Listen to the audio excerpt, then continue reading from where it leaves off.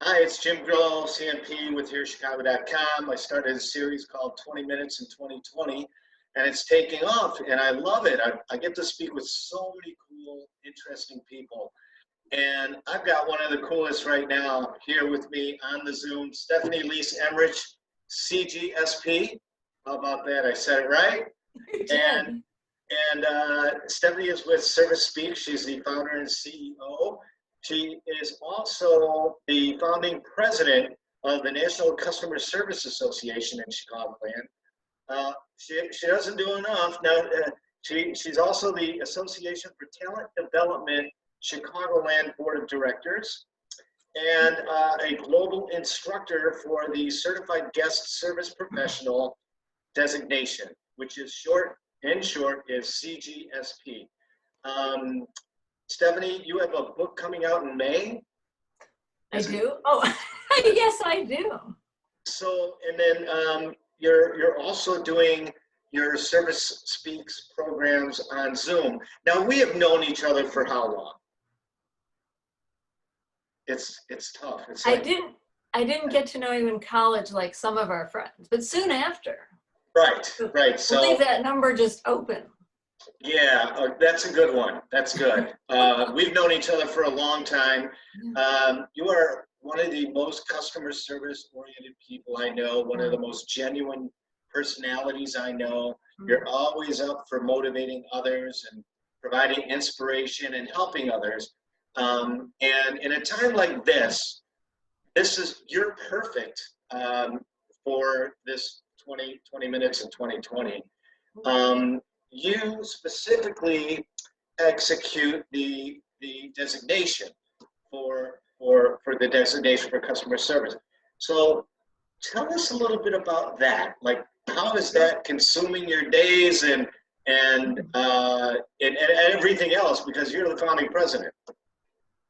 So, well, first of all, Jim, hats off to you, because not everybody gets the flow of initials. You know, when you hear something the first time, but that is customer service when you lean in and decide that if it's important to somebody else, then you should be a magnet for everything they're telling you. So A+ on the CGSP rollout. Good teacher. Well, we're around the table. So 8 years ago, I just popped a credit card on a website called the American Hotel Lodging Association, something we all know well. And I took a test of 30 questions, and somehow, miraculously, I got a 100 right on this test about becoming a certified guest service professional. And then the Illinois Hotel Lodging Association thought, well, wait a minute, you're a teacher, you're an instructor, could you teach this across the board? So very fortunately, out of the last 8 years, Jim, we've had over 200 or more, I have to look at it again, CGSPs, individuals and businesses, and not only in hospitality, in other businesses like a law firm, a park district, other kinds of businesses have glommed onto this fascinating program. That's fantastic. And how do you, I mean, you've got so many things going on. How do you have a personal life at that point, right? People ask me that all the time, you know. Well, I can talk about that as well if you'd like. But so may I tell you more about the certification? Then I can happy to share sort of best practices, yoga mat, good vitamins, that kind of thing. Yep. So this is, I'll lean over, this never leaves home without, I never leave home without it. These are the 7 elements, all equal, like the Knights of the Round Table, where there's a story behind authenticity, initiative, delivery, etc. around this. And the 7 elements inside of a 2.5-hour program, which is fun and lively and very anecdotal. A lot of storytelling, a lot of about you versus my stories. I love telling stories, but I'd rather pull them out. The design of ServiceSpeaks is to get others to speak about themselves and their service stories. So after this, not so rigorous, but just a gentle conversation about those 7 elements, we then foster a test, proctor an online exam now, and it's really easy and fun, and it's for life. You know, you don't have to recertify a year later when you get a new job. This goes with you, and that's it. I can do it anywhere, standing on a corner. Well, not so much now, 6 feet away, or I can do this to classrooms worldwide and virtually, which we have. And I understand companies and organizations have been reaching out to you to do this virtually. Absolutely. It was so, well, the situation we're in is not fortuitous, but making the lemonade thing happen is you just decide that where is the gap? And after teaching online for several years, not only in Chicago, but across the hemisphere, is teaching online is a real gift to have learners that are brave enough to try to do this and learn without being in a classroom, because we get energy from other people. So learning that skill a while ago to teach online has really been very practical. There has not been a lot of idle time in these last several weeks, because when you're 24/7 anyway, you just adapt to that. And I realize that's not easy for everyone, but I'm here to assist and guide people along the way in hospitality and anywhere else.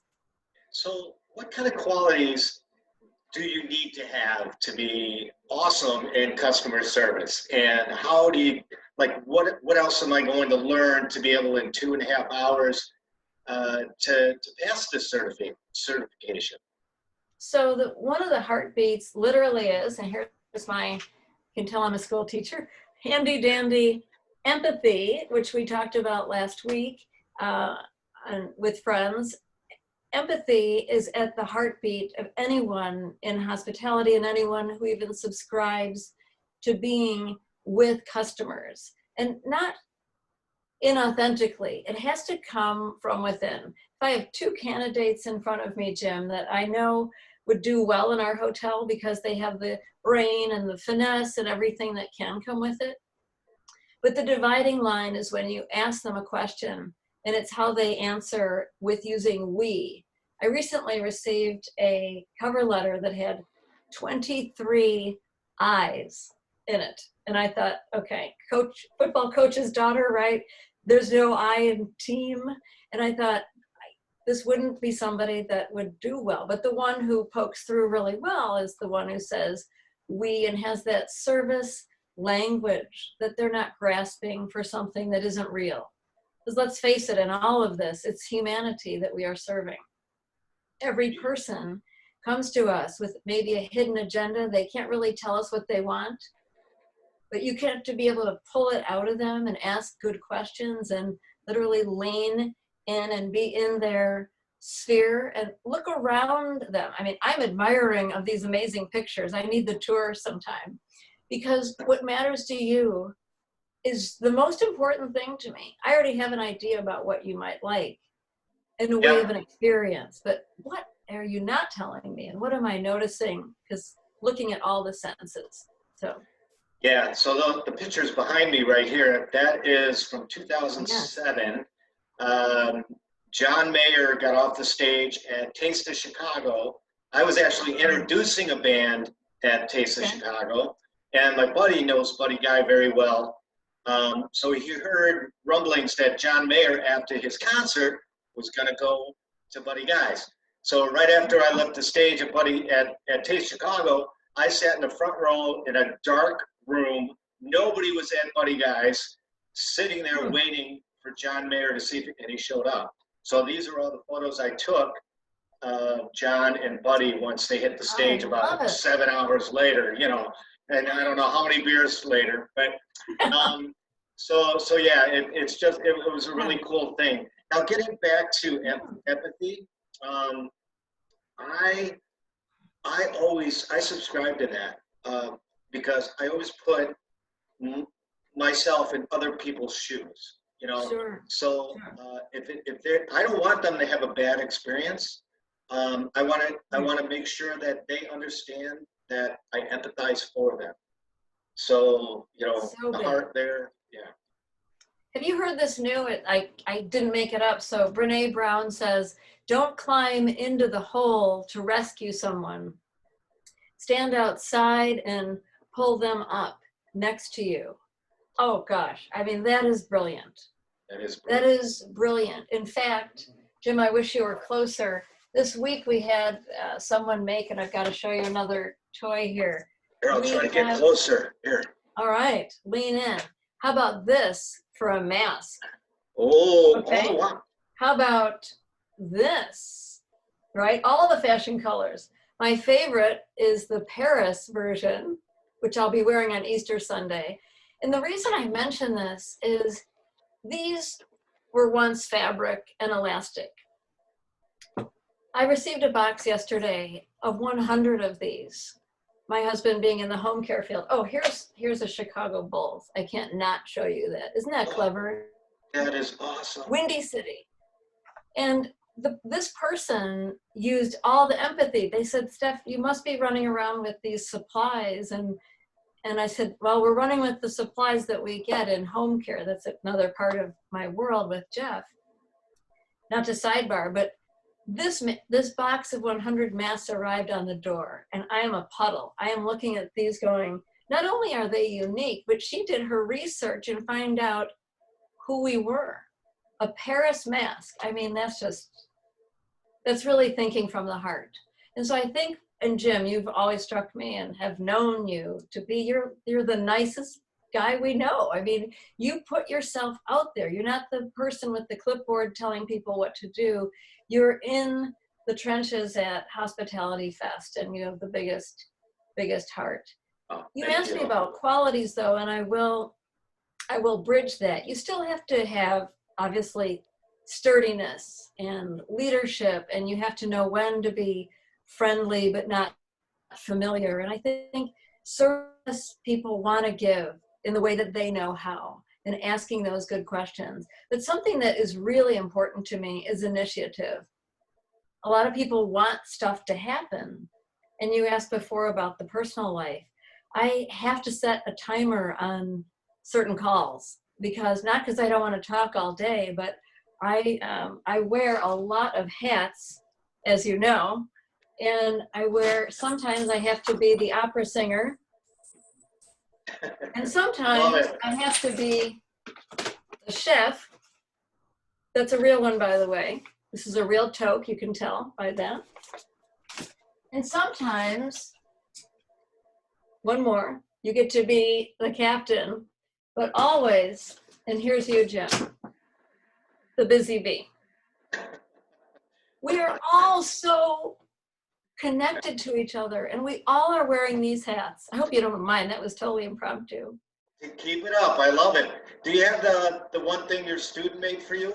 Oh, I do.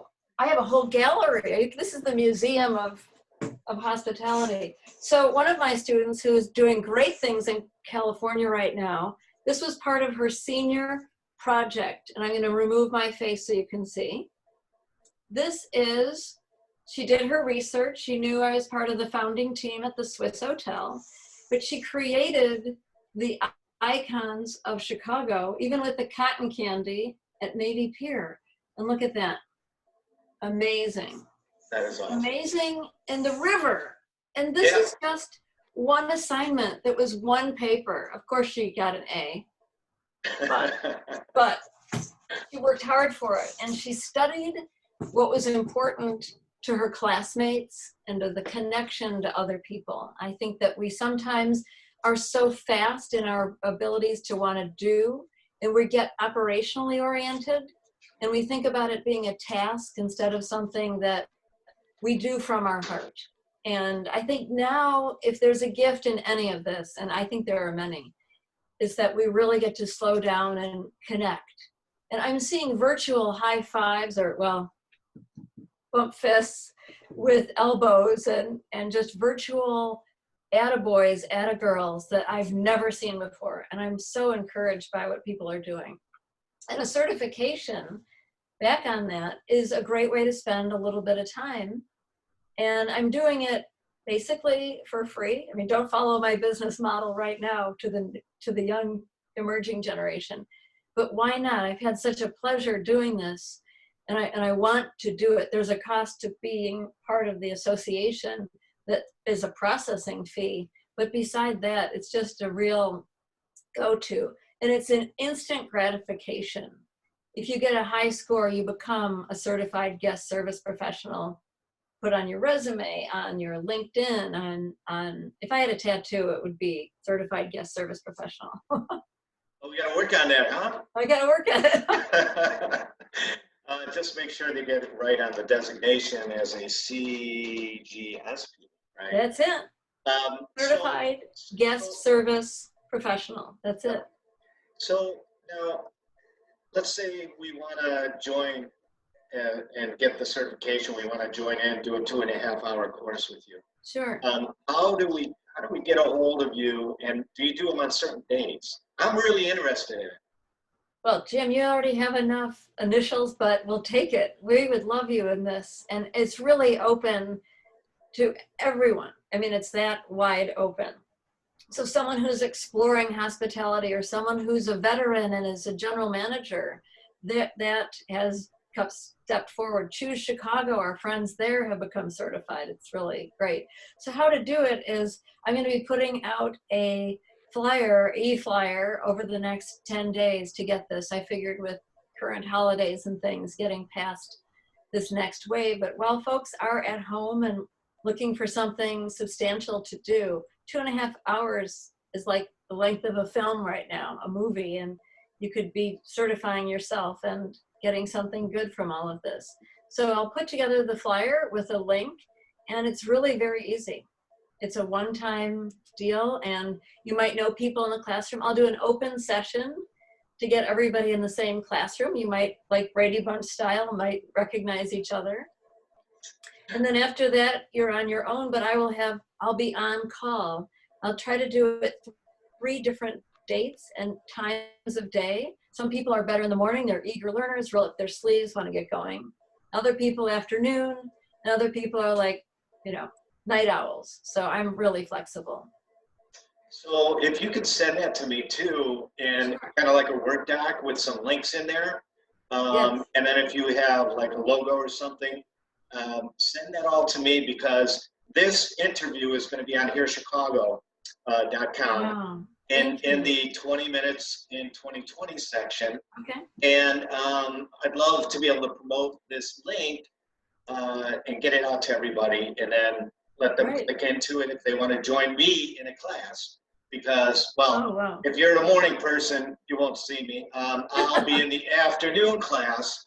Okay. Because I'm working late at nights, stuff like that. So, love it, Dan. So you also do some other things that I had mentioned. Tell me about this Association for Talent Development. Wow.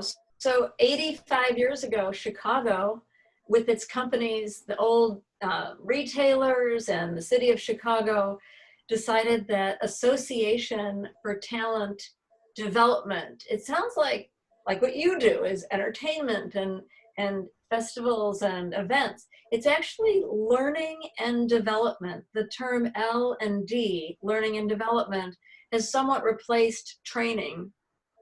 And 80 years ago, it looks and feels a lot different. So when it all is said and done, I'm not specifically working in hospitality. I'm an educator. So an educator who takes this body of work and can move it forward into a learning facility, physically, previously until now, in a classroom, in a boardroom, in an enormous event venue. And training and development is the edge. It's where trainers come to learn how to train. And the brains around the boardroom table, I've sat next to people who are masterminding how Baxter or Abbott Labs creates, here's the chemical. How do we get this into the hands of the salespeople? What is the learning strategy of how to get the right language when they're coaching and teaching doctors how to use a product? Well, we've learned a few things these last few weeks, and that's definitely. So I'm fortunate to be one of the only hospitality, but all of you are invited to become involved. And there's a lot of associations. This is the one that's about learning and practical learning. How do we learn? What senses are involved? And it's really fabulous. We have over 400 members in the Chicago area, and this is my 9th year on the board of directors. It's really fantastic. Well, you're a big asset, I'm sure, on that board, knowing what you know. I did want to touch upon also about ServiceSpeaks, because I think that's your main baby, right? That's what it is. Yeah. So tell us a little bit about that.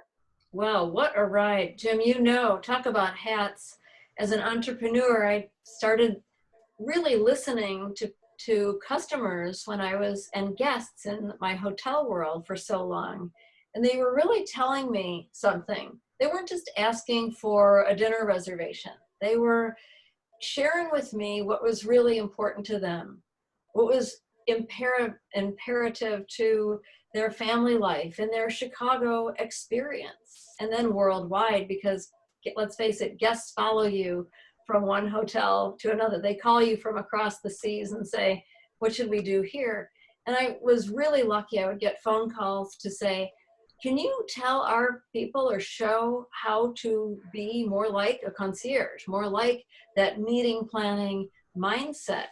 And I didn't realize how much of an impact it would be to have a voice and teach other people how to have a voice that I had learned, quite frankly, myself. It wasn't a guidebook, it wasn't a textbook. And so designing ServiceSpeaks has really been a highlight of the career. I couldn't do it before now because all those experiences led to this moment. So it's 10 years ago that ServiceSpeaks opened our proverbial doors. Here's the door. And wherever people say, can I come to your office? Well, it's an art studio right now. And it's really more about how to get people energized and be faithful to wanting customer excellence and really being serious about that with a lot of fun along the way. I have found myself in some really wacky and fun loving situations that I didn't know how serious they were about wanting to learn about customer service. The law firm that we're consulting with, last year they made the theme of their year, Jim, concierge concept. It was incredible how this law firm on LaSalle Street wanted to be more like you, like us, like concierge. It was amazing. And I'm really thankful. They've really upstepped their service levels, and they didn't even know they were in the service business. So that's at the crux of everything we do for ServiceSpeaks and our customers.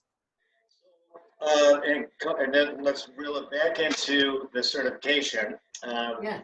What would you say the top 3 elements or personality traits of somebody in customer service should have? And if they're maybe not having them now, they probably can learn from you here in the certification class. Number 1, it's not alphabetical, but it is authenticity. You know when someone is reading you a script, or they're fabricating something that they've been told to share, or it's not as authentic. And deep within each of us is a service personality. We do a program called Awaken the Ritz Within. And I really believe that it doesn't matter what brand you're working for or what the human resource department, and I love them, but guides you into thinking that is special about their brand, which it is. But you as the individual come forward with your most authentic self. And that's the credibility that carries you through no matter what. Second would be intuition. Hospitality people are really smart. Sometimes I don't think we get enough credit, and our creativity and our innovation carry with us masterminding opportunities that no one else could ever do. And yet hospitality professionals, time and time again, have proven to me that their intuition and their gut, what they really know to be true, is something to really lean on and pay attention to, because that's our gift. That's really sinks solely within me. And the third is being a champion. You know, I've learned a lot about football in my life, and I've learned a lot about sports and how people come together and work together. And I've also seen, again, my spouse in caregiving, how people genuinely, authentically come together, again, using their intuition. But at the end of it, to be a champion means you are always consistently in your personal life and your professional life being that one person that people can rely on, that they've come to you first no matter what their challenge is. It feels really good when someone wants to know how to pronounce a French artist's name. It makes my heart sing that a concierge would call me and say, I want to know more about this artist. How do you pronounce it? And that's my juju. You got to know what you're authentically about. Other things, you put me in front of a car, I don't know which end is the hood or the trunk. I mean, you have to know genuinely who you are. And if you're a champion through and through about your service standards and the ethics behind that, then that's the win. So authenticity, intuition, and being a service champion are solidly win-wins. So you mentioned football twice, and I'm a guy, so it stuck with me. Yeah. But you mentioned your dad was a coach, so can you tell us a little bit more about that? Because you obviously have a lot of him in you. Oh, well, you know, he wouldn't let us play football. We couldn't even play powder puff. Yet he didn't want us just to be on the sidelines cheerleading, which is very valuable. So yeah, Dad, Coach Jack Leese, he's at every Hall of Fame, and, you know, pardon the bravado, but he's just, he hit it right. He went to Lane Academy, and he learned the rigor and the discipline of sports. And then being a Marine, you know, we were doing one-arm push-ups before Thanksgiving dinner to like earn our seat at the table. And he has always been my go-to in terms of faithfulness and humanity and being a cheerleader for other, not through just football technique. But one day, it was a great moment when one of his players called him, well, many of his players, he has 500 email addresses at age 89, which is a pretty great deal. He's very connected, and that's what good coaches and the fraternity of sports, women and men, is what I've learned. So one of his players, you might not know this, but is Coach Mike Shanahan, who led the Denver Broncos for 14 years and was successful with 2 Super Bowl victories and on and on. And it's really hasn't been about the trophies. It's been more about developing people, and his students are like his clients. And that's how I've learned. I have 750 students in my teaching career. And I think I know where 700 of them are right now. I mean, it's crazy. This week I've heard from hundreds. I think that if you pay attention to your influences and you take the best parts of each of them, you become a better person. At least I try. I try every day. That's all I know. Well, we're about to wrap up here. This was fantastic, Stephanie. You are just such a great, we are so lucky to have you in Chicago.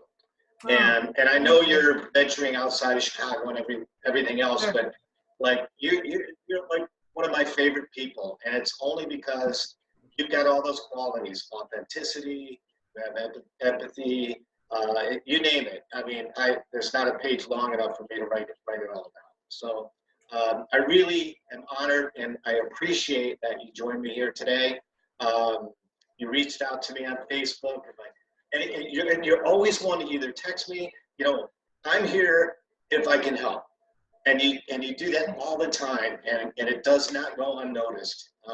So if you know Stephanie, you're lucky. If you don't, you just learned about her, and I hope you get to meet her too and connect with her. So we'll have her information right below the video here, and then we'll talk with you soon. Maybe we'll get to one of your other topics as well. So thank you so much, Stephanie. Fantastic, Jim. I'll save you a seat in the front row. How's that? Oh, no, put me in the back in case I have to go to the bathroom. I don't want to disturb everybody. You are the true grit and the I will spirit of Chicago. Thank you, Jim, so much. Thank you. This is a blast. Thank you. Have a great day. Get outside in the sunshine. I'm heading out. I got to mow the lawn. Oh, yeah, I did that yesterday. Ah. All right. Have Thanks a fun, lot. Steph. Okay. Bye for now. Bye.